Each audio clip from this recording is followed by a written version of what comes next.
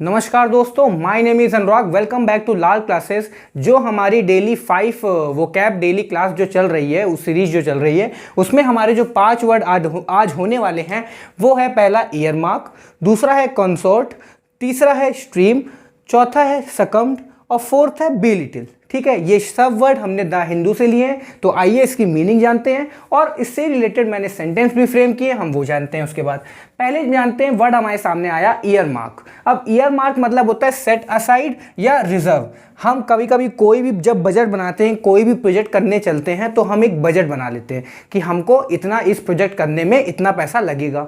ठीक है, अब जब हम उस प्रोजेक्ट को स्टार्ट करते हैं, तो अब जब हम प्रोसेस चल रहा होता है, कोई प्रोजेक्ट चल रहा होता है, बीच में भी कुछ ऐसी नीड आ जाती है पैसे की, जिसको हमको पहले से रिजर्व करके रखना बहुत ज़रूरी हो जाता है। और वो जो नीड होती है वो जो हमारा बजट होता है उसमें नहीं वो होती है, आप बोल सकते हैं उसमें पहले से ऐड नहीं होती है। ठीक है, तो अब क्या करेंगे?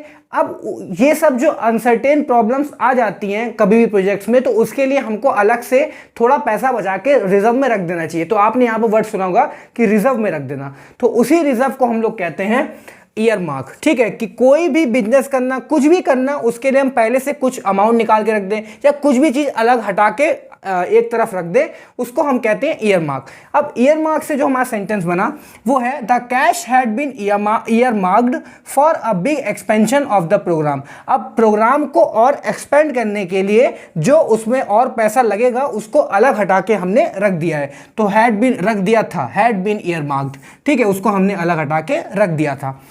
ठीक है, अब हम जानते हैं कि यहाँ पर जो ईयर मार्क्ड है वो पार्ट्स ऑफ स्पीच क्या है उसकी। तो ये had been plus third form, तो ये हमारा ईयर मार्क्ड वर्ब है। ठीक है, तो यहाँ पर as a verb earmark हमारा यूज हुआ है। सेकंड वर्ड आया कॉन्सोर्ट। अब कॉन्सोर्ट मतलब होता है कंपेनियन, मेट, मतलब कि दोस्त। तो सेकंड में फिर आया चिंटू इज माई कॉन्सोर्ट, कि चिंटू मेरा क्या है? एक फ्रेंड है, कंपेनियन है, दोस्त है। ठीक है, अब यहां पर कॉन्सर्ट किस चीज कहां किस पोजीशन में यूज हुआ है? तो यहां पर एक एज अ नाउन यूज हुआ है।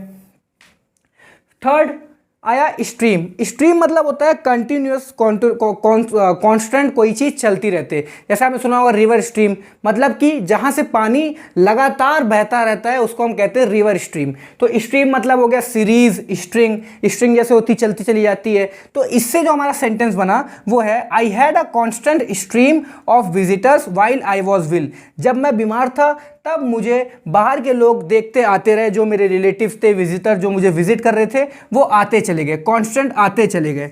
ठीक है, अब देखते हैं कि स्ट्रीम हमारा ये कहाँ पर यूज हुआ है।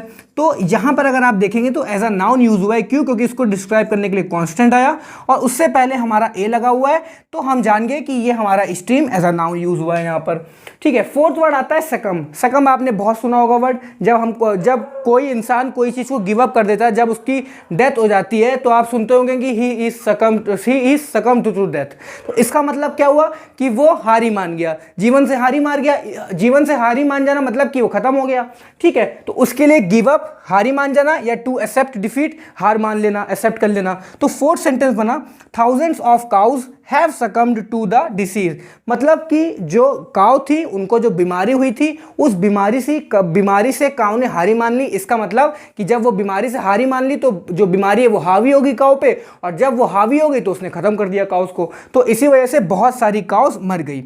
अब हम देखते हैं सकम्ड किस पोजीशन पे आया। तो हैव के बाद थर्ड फॉर्म आया, तो ये हमारा सकम वर्ब की पोजीशन पे आया हुआ है।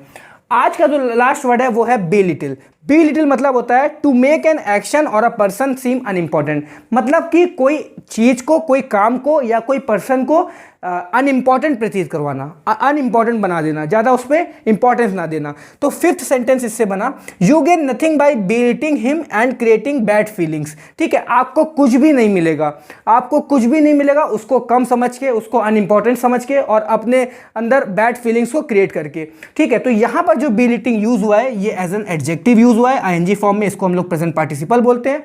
तो आज हमने टोटल 5 वर्ड समझे, जैसे कि हम लोग रोज समझते हैं, रोज अच्छे अच्छे वर्ड लेके आते हैं द हिंदू से, फिर हम समझते हैं उसको। पहला वर्ड ईयर मार्क समझा, कॉन्सोर्ट समझा, स्ट्रीम समझा, सकम समझा और लास्ट में बी लिटिल समझा। और मैंने ये भी बताया कि कौन कौन सी पोजीशन पे यूज हुए हैं और इसमें सेंटेंस का मतलब क्या बन रहा है। चलिए कल फिर मिलते हैं 5 वोकैब के साथ। तब तक के लिए खुश रहिए, पढ़ते रहिए। जय हिंद।